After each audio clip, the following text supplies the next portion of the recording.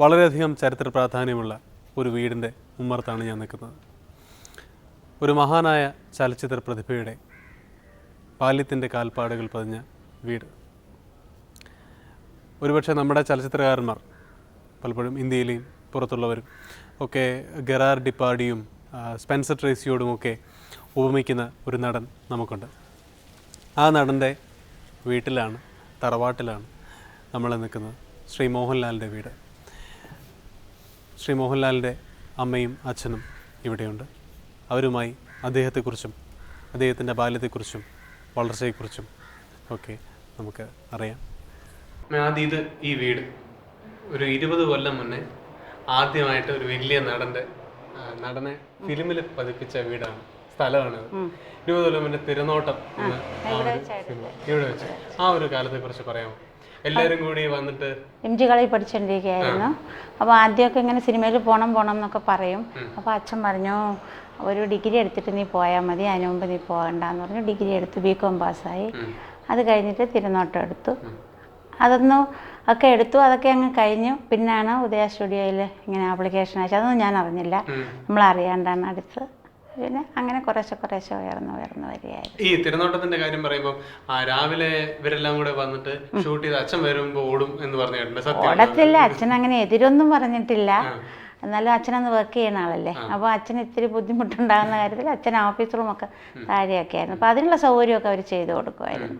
ഈ തിരുനോട്ടത്തിന്റെ ഇതില് അമ്മ ഇവർക്ക് ഭക്ഷണം വെച്ച് കൊടുക്കുന്നത് ചെയ്യുമായിരുന്നു. തികയാത്ത ഭക്ഷണം അത്രേ ഉള്ളൂ, ബാക്കിയൊക്കെ അവർ ചെയ്തോളൂ. ഏയ് ഞാൻ പോവില്ല. അതിനുശേഷം ഈ വീട്ടില്, ഇവിടുത്തെ വീട് മുടമുകളിലുള്ള ഈ വീട്ടില് അമ്മ വരുന്ന ഒരു 37 കൊല്ലം മുന്നെയാണ് പറഞ്ഞു. ശരിക്കും പത്തനംതിട്ടക്കാരാണ് അല്ലേ? ഞാൻ പത്തനംതിട്ട. പലർക്കും അറിയാത്തൊരു കാര്യമാണ്. ഇപ്പൊ തിരുവനന്തപുരത്തുകാരാണ്. അല്ല പത്തനംതിട്ട. ഞാനും അച്ഛനും ഒക്കെ പത്തനംതിട്ടയാണ്. പത്തനംതിട്ടയാണെങ്കിൽ എലന്തൂർ എന്ന് പറയാണ് ശരിക്കുള്ള സ്ഥലം, ഞങ്ങളുടെ സ്ഥലം. പത്തനംതിട്ട താമസിക്കണമെന്നേ ഉള്ളൂ ഞങ്ങൾ. അതിനുശേഷം ഇങ്ങോട്ട് വരാനുള്ള അച്ഛന് ജോലി ഇവിടെ ആയിരുന്നു. അച്ഛൻ ലോയിലായിരുന്നു, ലോ സെക്രട്ടറി ആയിട്ട് റിട്ടയർ ചെയ്യുകയായിരുന്നു. പിന്നെ കുഞ്ഞുങ്ങൾ പഠിച്ചതൊക്കെ ഇവിടെ തന്നെ. എൻ്റെ 2 മക്കൾ ഇവിടെ വരുന്ന കാലത്ത് ഇപ്പൊ മുടമോൾ ഇപ്പോഴും ഒരു അല്പം ഹില്ലി ഏരിയയാണ്. വരുന്ന കാലത്ത് എങ്ങനെയായിരുന്നു ഈ സ്ഥലം? മുഴുക്ക കാട് പിടിച്ച സ്ഥലമായിരുന്നു. കാടായിരുന്നു. ഞങ്ങൾക്ക് വെള്ളത്തിനൊക്കെ വലിയ ബുദ്ധിമുട്ടായിരുന്നു. പിന്നെ ഈ പ്രാവശ്യം ഞങ്ങൾ വെള്ളം വില വരെ കൊടുത്ത് വാങ്ങിക്കായിരുന്നു. ഇപ്പോഴാണ് കിണറും ഒക്കെ കുഴിച്ച് എല്ലാ വീട്ടിലും കുഴിച്ച്. ഇപ്പം ബുദ്ധിമുട്ടൊന്നുമില്ല. ഇവിടെ വരുമ്പോൾ ലാലുവിന് 3 വയസ്സേ ഉള്ളൂ. കൊച്ചുകുട്ടിയായിരുന്നു. മുടമോൾ സ്കൂളിലാണ് പഠിച്ചത്. പിന്നെ മോഡൽ സ്കൂളിൽ പഠിച്ചു. എന്നെ MG ആർട്സിൽ പഠിച്ചു. പിന്നെ MGയിൽ പഠിച്ചു. ഉണ്ട്. ചെറുപ്പത്തിൽ മുതലേ അങ്ങനെയില്ല. ആരെങ്കിലും വന്നിട്ട് പോകുമ്പോൾ അവർ കാണിക്കുന്ന മാതിരിയൊക്കെ കാണിക്കുകയൊക്കെ ചെയ്യുമായിരുന്നു. എല്ലാം കാണിക്കും. നന്നായിട്ട് പാടുമായിരുന്നു, നന്നായിട്ട് ഡാൻസ് ചെയ്യുമായിരുന്നു. ഞാൻ ഹോസ്പിറ്റലിലായിരുന്നു. ലാലു മഞ്ഞളിരിഞ്ഞ പൂക്കൾ ചെയ്യുമ്പോൾ എനിക്ക് സുഖമില്ലാണ്ട് ഞാൻ ഹോസ്പിറ്റലിൽ കിടന്നു. പിന്നെ അവിടെ നേരെ ഹോസ്പിറ്റലിലാണ് വന്നത്. അന്നപ്പോൾ അവൻ്റെ പുറത്തിങ്ങനെ ചുമന്ന പാട് കണ്ടു. ഞാൻ വിചാരിച്ച് അടിച്ചതായിരിക്കുന്നു. അപ്പോൾ എന്തോ അടിയുടെ പാടുവല്ലതും പോലെ പെയിൻ്റൊക്കെ തേക്കുന്നതായിരിക്കും. എനിക്ക് വിഷമം തോന്നി. അപ്പോൾ പിന്നെ പറഞ്ഞില്ല, സിനിമയല്ലേ അമ്മ, അങ്ങനെയുള്ള കാര്യങ്ങളൊന്നും അല്ല. അങ്ങനെയാണ് ഞാൻ ആദ്യം കണ്ടതാണ്. ഈ കേരളം മുഴുവൻ ആരാധിക്കുന്ന ഒരു നടൻ. ഈ നടന് 20 വർഷം മുന്നേയുള്ള ആരാധനാ കഥാപാത്രങ്ങൾ ആരൊക്കെയായിരുന്നു? അന്നത്തെ ആരൊക്കെയായിരുന്നു മോഹൻലാലിന് ഭയങ്കര ഇഷ്ടമായിട്ടുള്ള നടിമാർ? അതിനെക്കുറിച്ചൊന്നും വീട്ടിൽ സംസാരിക്കത്തില്ല. ഇല്ല, അതിൽ ഫ്രണ്ട്സുമായിട്ടൊക്കെ സിനിമയ്ക്കൊക്കെ പോകും എന്നൊക്കെ കേട്ടിട്ടുണ്ട്. ക്ലാസ് കട്ട് ചെയ്യുമോ എന്ന് എനിക്കറിയില്ല. കട്ട് ചെയ്യത്തില്ല, അങ്ങനെയൊന്നും ചെയ്യില്ല. സിനിമയ്ക്കൊക്കെ പോകും, വന്നിരുന്ന് ആടുകയൊക്കെ ചെയ്യും. പിന്നെ ഫ്രണ്ട്സൊക്കെ നിറയെ ഉണ്ട്. എല്ലാ ഫ്രണ്ട്സിൻ്റെ അടുക്കലും പോകും. എല്ലാ ഫ്രണ്ട്സും ഇവിടെ വരും. അതിനൊന്നും അവനതൊക്കെ വലിയ ഇഷ്ടമുള്ള കാര്യമാണ്. ഈ മഞ്ഞൾ വിരിഞ്ഞ പൂക്കൾ എല്ലാവരും കൂടി കുടുംബമായിട്ട് ഇപ്പോൾ കണ്ട് എനിക്ക് ശരിക്കും സങ്കടമായിരുന്നു. എന്നുവെച്ചാൽ അവന് പറ്റുന്ന അവൻ വില്ലനല്ല. ആ ഒരു പയ്യനെ പിടിച്ച് വില്ലനാക്കിയല്ലോ എന്ന് എനിക്ക് സങ്കടം തോന്നി. പിന്നെ അതിൽ നല്ല തുടക്കം. അപ്പം നന്നായിട്ടുണ്ട്. എന്നാലും എനിക്ക് വിഷമം ഉണ്ടായിരുന്നു. സങ്കടം വരും,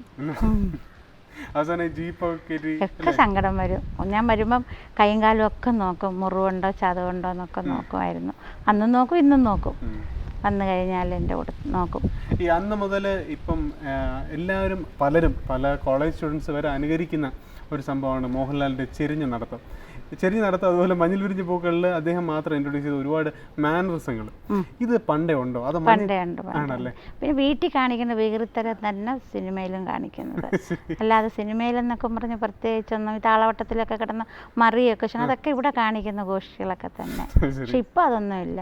ഫീൽഡിൻ്റെ ആയിരിക്കും, കുറച്ചുകൂടെ മെച്ചുവറായി, അതുകൊണ്ടായിരിക്കും ഇപ്പം അതൊന്നും ചെയ്യത്തില്ല. ഇപ്പം വന്നാൽ ഭയങ്കര ക്വയറ്റാണ്. പണ്ടത്തേലൊക്കെ അങ്ങ് ക്വയറ്റാണ് ഇപ്പോഴും. ഈ താളവട്ടം ആ ഒരു ലെവലിൽ എത്തുന്നതിന് മുന്നേ, അതായത് പ്രിയദർശൻ മോഹൻലാൽ കൂട്ടുകെട്ട് ശരിക്കും വരുന്നതിന് മുന്നേ ഉള്ള ഒരുപാട് അധികം ഹിറ്റാവാത്ത പടങ്ങളും ഉണ്ടായിരുന്നല്ലോ. ആ കാലത്തൊക്കെ ഇത് കഴിഞ്ഞിട്ട് ഷൂട്ടിംഗ് കഴിഞ്ഞ് വന്നിട്ട് വയ്യമ്മേ അങ്ങനെ വല്ലതും ഇതുവരെ പറഞ്ഞിട്ടില്ല, ഒരിക്കലും പറഞ്ഞിട്ടില്ല.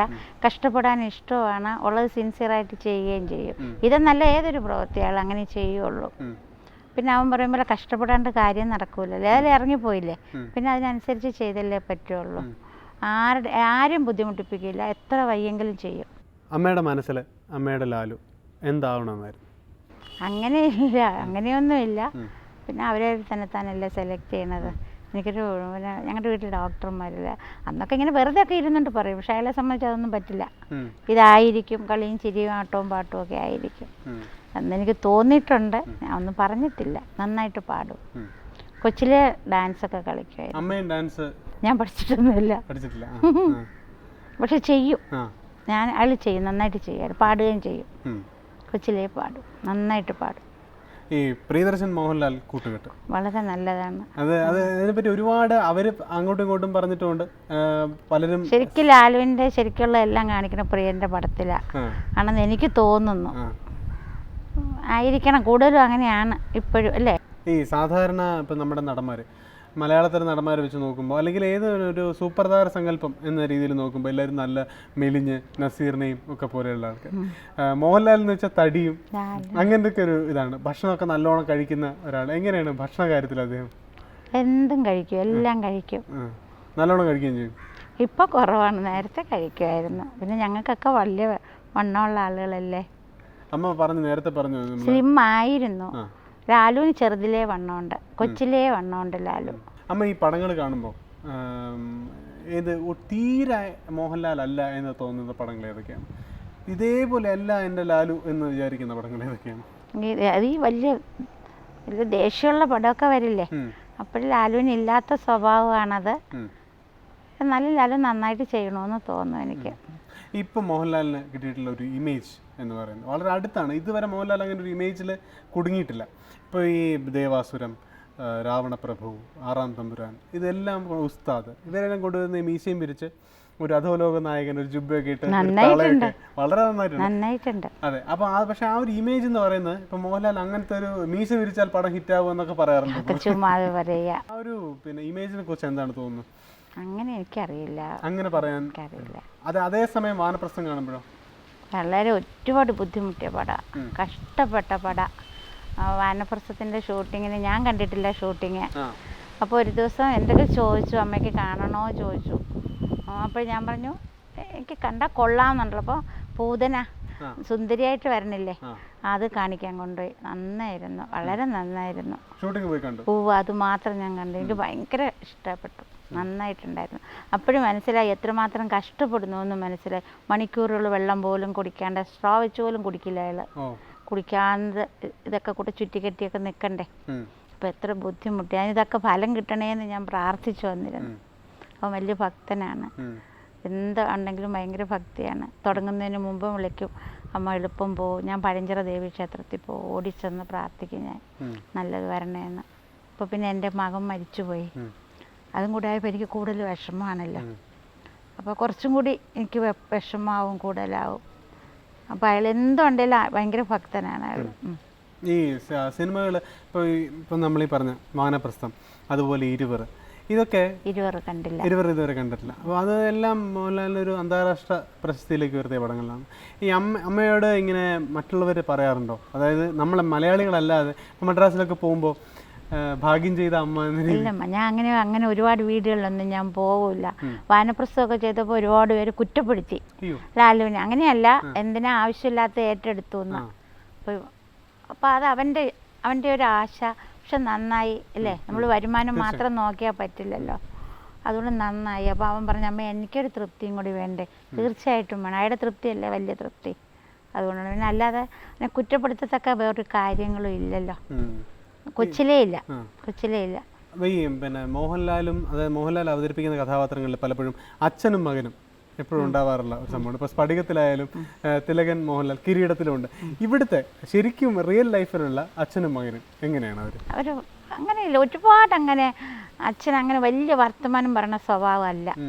അപ്പോൾ ആവശ്യത്തിന് മാത്രം അച്ഛൻ, പക്ഷെ അമ്മ ത്രൂ ആണ് എല്ലാം എൻ്റെ കൂടെ പറയുള്ളൂ. അയാൾ അച്ഛനും എന്നെ കൂടിയാണ് അയാളുടെ കാര്യങ്ങൾ അറിയണത്, എല്ലാ കാര്യങ്ങളും എന്നെ കൂടെ അറിയുള്ളൂ. പക്ഷെ എന്തുണ്ടെങ്കിലും അച്ഛൻ്റെ കാര്യം എപ്പോഴും തിരക്കും, എല്ലാ കാര്യങ്ങളും തിരക്കിക്കൊണ്ട് ദിവസവും വീട്ടുകാര്യങ്ങളെല്ലാം അറിയാൻ തിരക്കും, ഒന്നുമില്ല. എന്നാലും കൂടുതൽ എൻ്റെ അടുക്കലാണ് തിരക്ക്.